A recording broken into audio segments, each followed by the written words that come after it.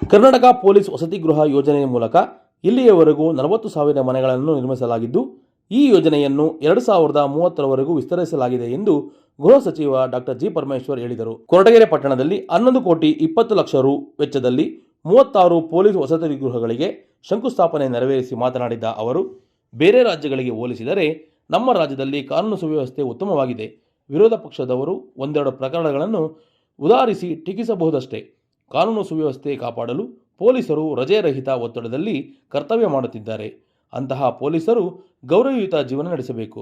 ಅವರ ಪರಿಸ್ಥಿತಿ ಚೆನ್ನಾಗಿರಬೇಕು. ಅವರ ಜೀವನ ಸುಖ ಸಂತೋಷದಿಂದ ಇರಬೇಕು. ಅದಕ್ಕಾಗಿ ಸರ್ಕಾರ ಅವರಿಗೆ ಮೂಲ ಸೌಕರ್ಯದೊಂದಿಗೆ ಉತ್ತಮ ವಸತಿ ಗೃಹಗಳನ್ನು ನಿರ್ಮಿಸಿಕೊಡುತ್ತಿದೆ ಎಂದರು. ರಾಜ್ಯದಲ್ಲಿ ಪೊಲೀಸ್ ಇಲಾಖೆಯಲ್ಲಿ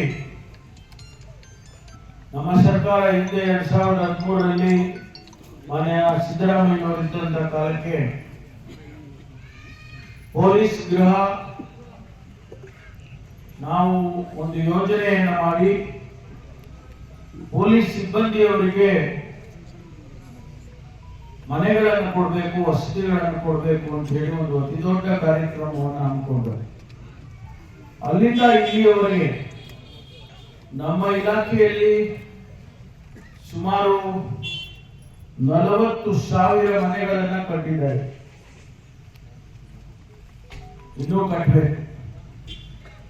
ಈಗಾಗಲೇ ಮಾನ್ಯ ಮುಖ್ಯಮಂತ್ರಿಗಳು ಈ ಯೋಜನೆಯನ್ನು 2030ರವರೆಗೆ ವಿಸ್ತರಣೆ ಮಾಡಿದ್ದಾರೆ. ನಮ್ಮ ಉದ್ದೇಶ ಇರ್ತಕ್ಕಂಥದ್ದು ಈ ಇಲಾಖೆಯಲ್ಲಿ ಪ್ರತಿಯೊಬ್ಬ ಸಿಬ್ಬಂದಿಗೂ ಕೂಡ ಸರ್ಕಾರ ವಸತಿ ಗೃಹಗಳನ್ನು ನಿರ್ಮಾಣ ಮಾಡಬೇಕು ಅಂತ. ನಮ್ಮ ಉದ್ದೇಶ ಏನು ಅಂತ ಹೇಳಿದ್ರೆ, ಅವರೆಲ್ಲರೂ ಬಹಳ ಕಷ್ಟ ಬಿದ್ದು ಕೆಲಸ ಮಾಡ್ತಾರೆ. ನಮ್ಮ ಆಫೀಸರ್ಸ್ಗಳಿಗೆ ಬಹುಶಃ ಒಂದಿಷ್ಟು ಸಂಬಳ ಜಾಸ್ತಿ ಬರುತ್ತೆ.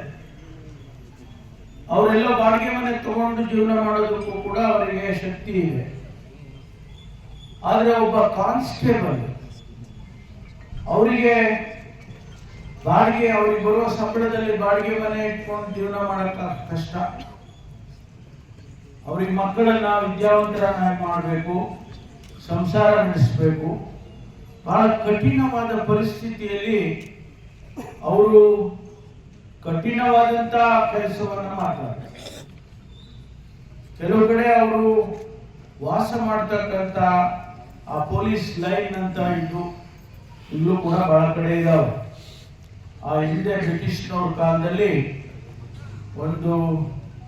ಒಂದು ಕೊಠಡಿ ಇರ್ತಕ್ಕಂಥ ಮನೆ, ಅಲ್ಲೇ ಎಲ್ಲ ಮಾಡಬೇಕು, ಅಡುಗೆನೂ ಅಲ್ಲೇ ಮಾಡ್ಕೋಬೇಕು, ಮತ್ತು ಸ್ನಾನ ಅಲ್ಲೇ ಮಾಡಬೇಕು, ಮತ್ತು ಅಲ್ಲೇ ಮಕ್ಕಳನ್ನು ಇಟ್ಕೊಂಡು ಜೀವನ ನಡೆಸ್ತಕ್ಕಂಥದ್ದನ್ನ ನಾವೆಲ್ಲ ಕಣ್ಣಾರೆ ನೋಡಿದೆ. ಇಡೀ ರಾಜ್ಯದಲ್ಲಿ ಪೊಲೀಸ್ ಇಲಾಖೆಗೆ ಈ ಒಂದು ಕಾಯಕಲ್ಪವನ್ನು ಮಾಡಬೇಕು ಅಂತೇಳಿ ನಮ್ಮ ಸರ್ಕಾರ ಬದ್ಧವಾಗಿದೆ. ಅದಕ್ಕಾಗಿ ಈಗಾಗಲೇ ಹೆಚ್ಚು ವಸತಿ ಗೃಹಗಳನ್ನು ನಾವು ಮಾಡ್ತಾ ಇದ್ದೇವೆ.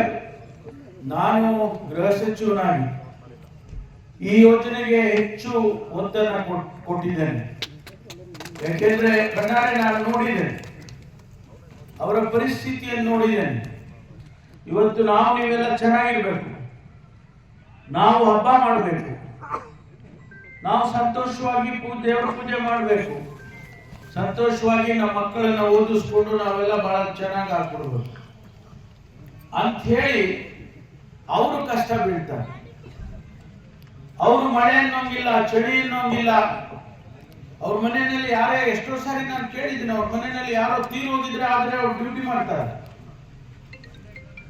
ಅಂಥ ಕಠಿಣ ಪರಿಸ್ಥಿತಿಯಲ್ಲಿ ಅವರನ್ನ ಸರ್ಕಾರ ಕೆಲಸಕ್ಕೆ ಇಟ್ಕೊಂಡಿದೆ. ಹಾಗಾಗಿ ಅವರನ್ನ ನಾವು ಚೆನ್ನಾಗಿ ನೋಡ್ಕೋಬೇಕು. ಅವರ ಮಕ್ಕಳು ಕೂಡ ವಿದ್ಯಾವಂತರಾಗಬೇಕು. ಒಬ್ಬ ಕಾನ್ಸ್ಟೇಬಲ್ ಮಗ ಅಥವಾ ಮಗಳು ವಿದ್ಯಾವಂತಿಯಾಗಿ IPS ಆಫೀಸರ್ ಆಗ್ಬೋದು, ಅಥವಾ ಇಂಜಿನಿಯರ್ ಆಗ್ಬೋದು, ಡಾಕ್ಟರ್ ಆಗ್ಬೋದು. ಅನೇಕ ಉದಾಹರಣೆಗಳಿದ್ದಾವೆ, ಇಲ್ಲ ಅಂತಿಲ್ಲ.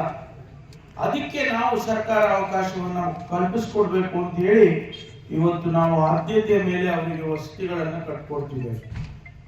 ಅದರಿಂದ ಇವತ್ತು ನಮ್ಮಲ್ಲಿ ಹಿಂದಿನ ಈ ಕಟ್ಟಡಗಳು ಕೂಡ ನಾವು ಮಾಡಿದ್ವಿ. ಅದನ್ನೇ ಈಗ ಮತ್ತೆ ಮುಂದುವರಿಸಿದ್ದೇವೆ. 36 ವಸತಿ ಗೃಹಗಳನ್ನ ಇವತ್ತು ಅಡಿಗಲ್ ಹಾಕಿದ್ದೇವೆ. ಕೆಲಸ ಬೇಗ ಪ್ರಾರಂಭ ಮಾಡ್ತಾರೆ. ಆದಷ್ಟು ಶೀಘ್ರವಾಗಿ ಅದನ್ನ ಕಂಪ್ಲೀಟ್ ಮಾಡಬೇಕು. 2 ಬೆಡ್ರೂಮ್, ಒಂದು ಅವರು ಇರ್ಬೋದು ಗಂಡ ಹೆಂಡತಿ, ಇನ್ನೊಂದು ಅವ್ರ ತಂದೆ ತಾಯಿ ಇರ್ಬೋದು, ಇಲ್ಲ ಅವರ ಮಕ್ಕಳನ್ನು ಇಟ್ಕೊಂಡಿರ್ಬೋದು. ಅವರಿಗೆ ಒಂದು ಒಳ್ಳೆಯ ಗೌರವಯುತವಾದ ಜೀವನ ನಡೆಸೋದಕ್ಕೆ ಅನುಕೂಲ ಆಗಲಿ ಅಂತೇಳಿ ಒಂದು ಮಾಡ್ಯುಲರ್ ಕಿಚನ್ ಕೂಡ ಮಾಡಿಕೊಡ್ತಾರೆ. ಒಂದು ಬಹಳ ಒಳ್ಳೆ ಬ್ಯೂಟಿಫುಲ್ ಕಿಚನ್ ಮಾಡ್ತಾರೆ. ಒಳ್ಳೆ ವೆಜಿಟೇರಿಯನ್ ಮಾಡ್ಬೋದು, ನಾನ್ ವೆಜಿಟೇರಿಯನ್.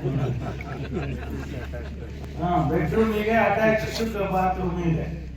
ಈ ರೀತಿ ಬೇರೆಯವರೆಲ್ಲರೂ ಹೇಗೆ ಜೀವನ ಮಾಡ್ತಾರೆ ಹಾಗೆ ಅವರು ಜೀವನ ಮಾಡಲಿ ಅಂತೇಳಿ ನಾವು ಆ ಕೆಲಸವನ್ನು ಮಾಡ್ತೀವಿ.